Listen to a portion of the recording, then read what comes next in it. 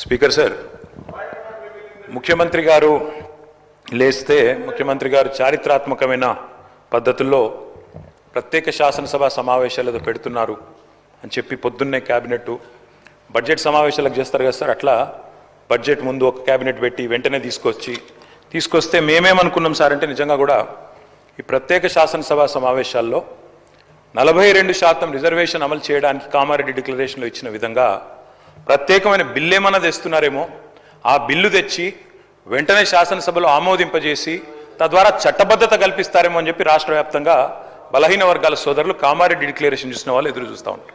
కానీ ముఖ్యమంత్రి గారు ఏం చేస్తున్నారు సార్, ఇక్కడ లేచి ఓ 4 పేర్లు చదివి, అధ్యక్ష మీ ప్రభుత్వం మీద ప్రజలకు నమ్మకం లేదు. ఎందుకంటే రేవంత్ రెడ్డి గారు మీరే చెప్పినారు, సమగ్ర కుటుంబ సర్వే జరిగినప్పుడు తమరిచ్చిన ఉపన్యాసమే మొత్తం యూట్యూబ్లో ఉంది, అన్ని టీవీలలో ఉంది. ఏమన్నారు సార్ ఆ రోజు? ఆ ముఖ్యమంత్రి చెప్తాడు సరే, ఎవరు పడితే వాళ్ళు వచ్చి మీ ఇంటికి వచ్చి వివరాలు అడిగితే ఇచ్చేస్తారా, అవులగాలు దివానాగాలు ఇచ్చేస్తారా అని మాట్లాడింది రేవంత్ రెడ్డి గారు, మేం కాదు. మీరు చెప్పిన మాటలనే ఎన్యూమరేటర్లకు చూపెట్టి చెప్పినారు, మేము ఇయ్యము మీకు వివరాలు, 57 రకాల వివరాలు అడుగుతున్నారు, ఎట్లిస్తాము మీరే అన్నారు ఆనాడు. ఎవరు పడితే వాళ్ళకి ఇచ్చేస్తామా వివరాలు అని మాట్లాడింది, అదే చూపెట్టి అడిగింది. అధ్యక్ష వాస్తవం ఏంటంటే అధ్యక్ష, సమగ్ర కుటుంబ సర్వే 2014లో జరిగింది. శాంతికుమారి గారు ఉన్నారు, రామకృష్ణారావు గారు ఉన్నారు, సందీప్ కుమార్ సుల్తానియా గారు ఉన్నారు. అప్పుడు ఇదే అధికారుల అధ్యక్ష, అప్పుడెవరు వేరే లేరు. సమగ్ర కుటుంబ survey, I'm saying this on record, I worked as a minister for 9.5 years. Yes, చేసింది మొత్తం ప్రభుత్వ అధికారులే, చేపించింది ప్రభుత్వమే. Yes, it is unofficial document. అందులో ఖచ్చితంగా మేము ఓపెన్ గా వెబ్సైట్ లోనే పెట్టినాం, అసెంబ్లీలో కాదు, చాటుమాటుకు కాదు, పారదర్శకంగా వెబ్సైట్ పెట్టాం. ఆ వెబ్సైట్ లోంచే పాయల్ శంకర్ గారు తీసుకున్నారు. ఏముంది అధ్యక్ష సమగ్ర, ఒక మాట మీ చేతిలో కూడా అదే ఉంది. ఏముంది అధ్యక్ష అందులో డేటా? తేడా ఏంటంటే కేసీఆర్ గారి ప్రభుత్వానికి కాంగ్రెస్ ప్రభుత్వానికి అధ్యక్ష, సమగ్ర కుటుంబ సర్వేలో పాల్గొన్న కుటుంబాల సంఖ్య 1,03,00,000 కుటుంబాల అధ్యక్ష, 1,03,95,000. మొత్తం పాల్గొన్న ప్రజలు 3,68,00,000. 3,68,00,000 జరిగింది ఒక్క రోజులో, 24 గంటల్లో రాష్ట్ర వ్యాప్తంగా ప్రతి ఇంటిని ఎన్యూమరేట్ చేసి అద్భుతంగా అత్యద్భుతంగా చేసినాం మేము. చేసిన తర్వాత ముఖ్యమంత్రి గారు నిజంగా ఎంత మిస్లీడింగ్గా మాట్లాడుతున్నారంటే అధ్యక్ష, వారు అంటారు అధ్యక్ష ఇంతకు మించిన టాపిక్ లేదు అధ్యక్ష, వారు అడిగిన ప్రశ్నకు తప్పకుండా మా ప్రభుత్వం గతంలో చేసిన పని గురించి వారు అనుమానాలు తలెత్తే విధంగా ఏదైతే మాట్లాడినారో దాని గురించి చెప్పాలి అధ్యక్ష. వారు అంటారు అధ్యక్ష బీసీల సంఖ్య అందులో ఎంత అని. ఎస్, ఆనాడు బీసీల సంఖ్య సమగ్ర కుటుంబ సర్వే ప్రకారం 1,85,61,856, 51%.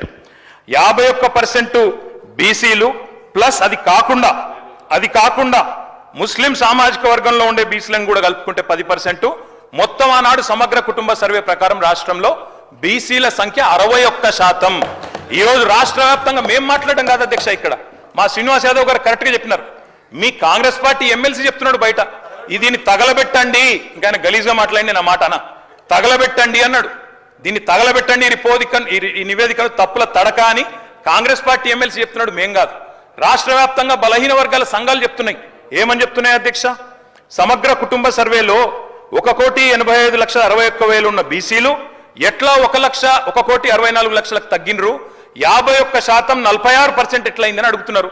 శంకరన్న కూడా అదే అడిగింది కదా అధ్యక్ష, తప్పేం అడిగిండు? ఇక్కడ శంకరన్న ఒక్కడే అడుగుతున్నాడు అధ్యక్ష, బయట మీ కాంగ్రెస్ పార్టీ ఎమ్మెల్సీ మాట్లాడుతున్నాడు, మీరిచ్చిన స్టేట్మెంట్ను మీరిచ్చిన నివేదికను తగలబెట్టమని చెప్పిండు అధ్యక్ష, మామూలు కాదు. ఇంకొక మాట అధ్యక్ష, మేము అనుకున్నాం అధ్యక్ష శాసనసభ సమావేశం ప్రత్యేకంగా పెడితే ఇవాళ ఏం చెప్పిండ్రు మీరు కొత్తగా?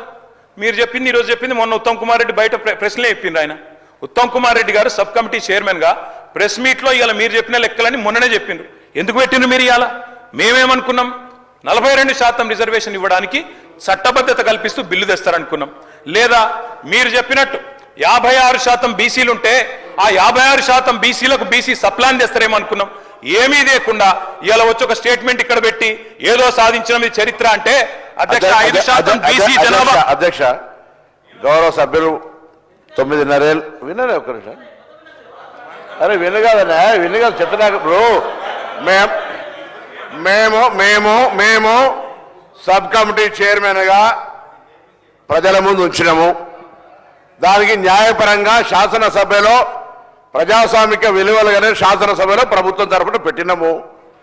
మీరు ఇట్లప్పుడన్నా మీరు వెబ్సైట్లో పెట్టమని చెప్పి మీరు ఊరికేనే మాట మాట్లాడదు, ఎవరికైనా వెబ్సైట్లో అందుబాటులో ఉండని ఆ ప్రభుత్వం మీరు దాని తదుపరి లేకపోతే ప్రభుత్వం ఆనాడు ఉన్న అధికారులు ఇవ్వాలని ఉన్న అధికారులు కదా స్టేట్మెంట్ ఇప్పేది ఎప్పుడైనా ఎస్కేఎస్ సర్వే పబ్లిక్ డొమైన్ లా చట్టబద్ధత కలిగి ఉండేలా దాని గురించి మాట్లాడేటువంటి సందర్భం అవసరం లేదా 2011 జనగణన ఆనాడు బీసీలది లేదు బీసీలకు సంబంధించిన జనగణన చేయాలని అందరి ఆలోచన జరిగింది దానికి సంబంధించి సర్వేలు సహకరించకుండా దీని గురించి మాట్లాడితే దానికి అర్థమే లేదు నేనేమంటున్నా ఎవరైనా ఒకవేళ ఆయా వారి గౌరవ ముఖ్యమంత్రి ఆనాడు అభిప్రాయం చెప్పుంటే మీరు ఇలా కూడా అదే అభిప్రాయంతో ఉన్నారో చెప్పండి ఇలా జరుగుతున్న కార్యక్రమానికి మీరు ఏం మాట్లాడదలుచుకున్నారు బలహీన వర్గాలకు సంబంధించి మీరు ఎస్కే సర్వే చేసిన అన్నారు ఏం మార్పులు తెచ్చినారు ఏం స్కీమ్స్ తీసుకొచ్చినారు ఎవరికి బలహీన వర్గాలకు న్యాయం జరిగే కార్యక్రమం తీసుకున్నారు మీరు ఇలా మేము కమిటీ చైర్మన్ ఉత్తమ్ కుమార్ రెడ్డి గారి గురించి బహిరంగంగా ప్రజల ముందు ఇచ్చినాం ఇవాళ సభలో వస్తా ఉన్నాం 42% రిజర్వేషన్ల కొరకు చట్టబద్ధత తీసుకొచ్చి కొట్లాడదాం బరాబర్ మేము పారిపోతూ ఉండలేం 42% పార్టీ పరంగా అడుగుతా ఉన్నాం ఇక్కడ కూడా న్యాయబద్ధంగా చట్టబద్ధంగా పెట్టాలనే ఆలోచనతోనే ఉన్నాం కదా ఇలా మేము వెనక పోదలేం కదా మార్గదర్శకత రోడ్ మ్యాప్ ఇవ్వని అడుగుతుంటే రాజకీయం చేయడానికి ఉపయోగించుకుంటే వెళ్ళాము ఎట్లీస్ట్ బీసీల ఇష్యూ కట్టినప్పటికీ రాజకీయం పక్కన పెట్టి చారిత్రాత్మకంగా వచ్చినటువంటి సర్వే మార్గదర్శకత్వాన్ని చూపెట్టండి బలహీన వర్గాలకు రోడ్ మ్యాప్ ఇచ్చే విధంగా రాజకీయ పార్టీలు వ్యవహారం చేయాలని ఆకాంక్షిస్తాను అధ్యక్షుడు